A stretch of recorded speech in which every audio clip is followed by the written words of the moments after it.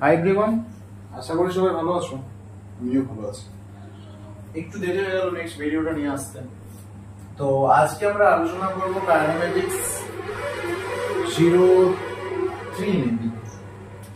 তো আজকে আমরা আলোচনা করব, আমরা অলরেডি স্পিড নিয়ে আমরা ডিসটেন্স এন্ড ডিসপ্লেসমেন্ট নিয়ে আলোচনা করে ফেলেছি অলরেডি। আজকে আমরা আলোচনা করব, একদিকে আমরা রাখবো স্পিড,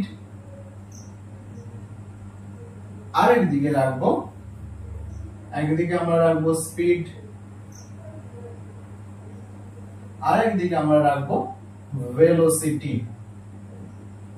তো এই দুটো জিনিসকে নিয়ে আজকে আমরা আলোচনা করব, স্পিড এন্ড ভেলোসিটি। দেখো স্পিড মানে কি? স্পিড মানে তুমি বলবে যে স্যার স্পিড মানে হচ্ছে ডিস্টেন্স বাই টাইম। স্পিড মানে হচ্ছে ডিস্টেন্স ডিভাইড বাই টাইম। এইটা সমান তুমি কি পেয়ে যাবে? স্পিড। স্পিড হচ্ছে স্কেলার।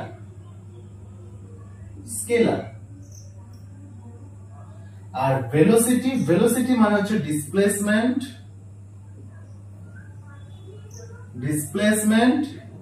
Divide by time. আর ভেলোসিটি হচ্ছে তোমার ভেক্টর। তাহলে এই হচ্ছে আমার স্পিড এন্ড ভেলোসিটি। এবারে স্পিড থেকে আমরা আরো কিছু জানবো। সেটা ফার্স্ট, 1 নম্বর আমরা জানবো এভারেজ স্পিড।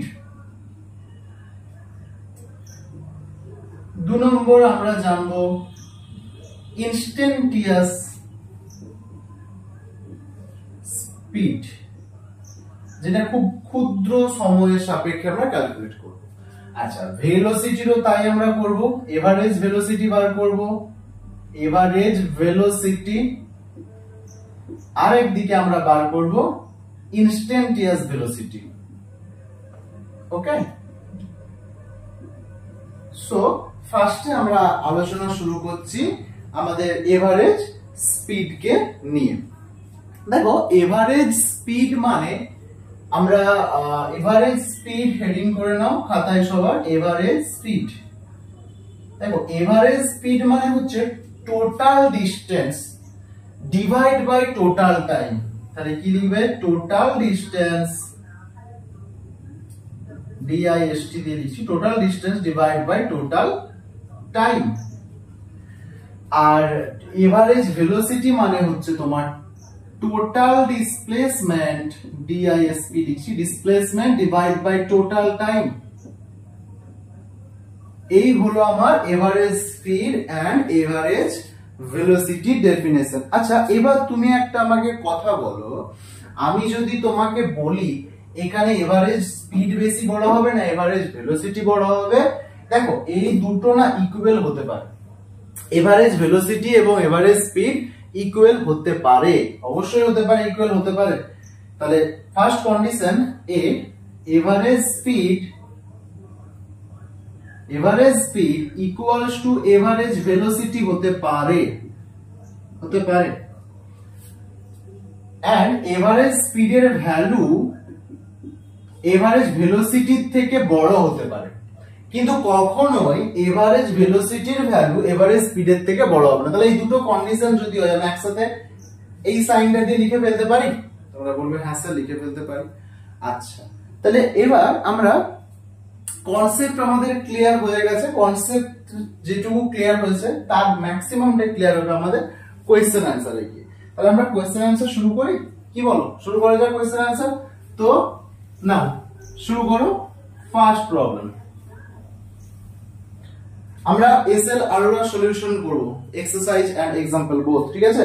তো ফার্স্টে করো, লেখো এ বয় ওয়াক 3 মিটার ইস্ট, এ বয় walk 3 meter east. First question, देखो a boy walk 3 meter east। একটা টাইম দিয়ে দাও, টাইম ধরে নাও 2 সেকেন্ড। টাইম ধরে নাও 2 সেকেন্ড।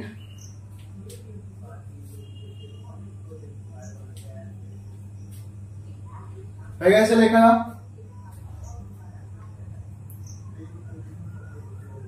ইস্ট এন্ড নেক্সট দেন কত ভ্যালু নেবে, ভ্যালু নাও 2 মিটার ওয়েস্ট, 2 মিটার ওয়েস্ট নিয়ে নাও, 2 মিটার ওয়েস্ট এন্ড ফাইন্ড করো 1 নম্বর এভারেজ ভেলোসিটি, 2 নম্বর এভারেজ স্পিড। এটা ক্যালকুলেট করো।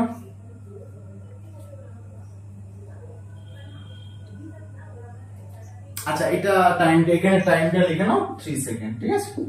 আচ্ছা তাহলে তুমি প্রথমে এভারেজ স্পিড বার করো। এভারেজ স্পিড মানে হচ্ছে টোটাল ডিসটেন্স, ঠিক আছে। টোটাল ডিসটেন্স হচ্ছে এইটা, টোটাল ডিসটেন্স মানে সে ইস্টে যাক ওয়েস্টে যাক টোটালটা আমি কাউন্ট করব, তার মানে 3 2 এ 5।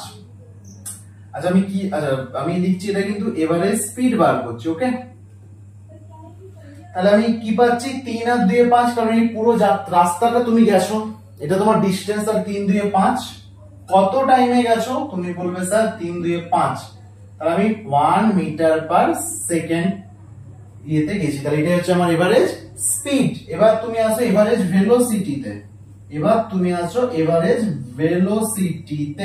তাহলে তুমি বলবে স্যার এভারেজ ভেলোসিটি কিভাবে বার করবো। দেখো তুমি গেছো 3 মিটার ইস্ট, এখানে গেছো তুমি 3 মিটার, তুমি আবার ব্যাক এসছো 2 মিটার, তাহলে তুমি টোটাল কতটা পথ গেছো 3 - 2 দ্যাটস মিন্স 1, তাহলে এটাই হলো তোমার total displacement 1 divide by time হচ্ছে 3 + 2 মানে 5, টাইম হচ্ছে 3 + 2 ডিভাইড বাই মানে হচ্ছে 5।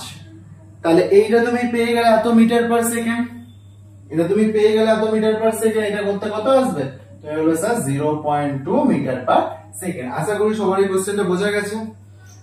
সো খাতায় তুলে নাও 1 2 3 4 5, ওকে। তো এটা একটা বেসিক কোশ্চেন আমরা আলোচনা করলাম, বেসিক প্রবলেম ছিল। এরপর আমরা শুরু করব আমাদের এসএল আরোরা কিছু কোশ্চেন সেট, ঠিক আছে, যেটা নেক্সট ভিডিওতে আসতে চলেছে।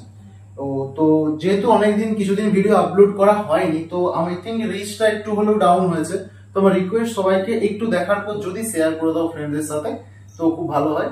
যদি ভিডিওটা অবভিয়াসলি ভালো লাগে, যদি ভালো না লাগে তো স্কিপ করে দাও। থ্যাংক ইউ, আমি আমার 100% চেষ্টা করি, জানি না আমি কতটা বোঝাতে পেরেছি। তো থ্যাংক ইউ সো মাচ।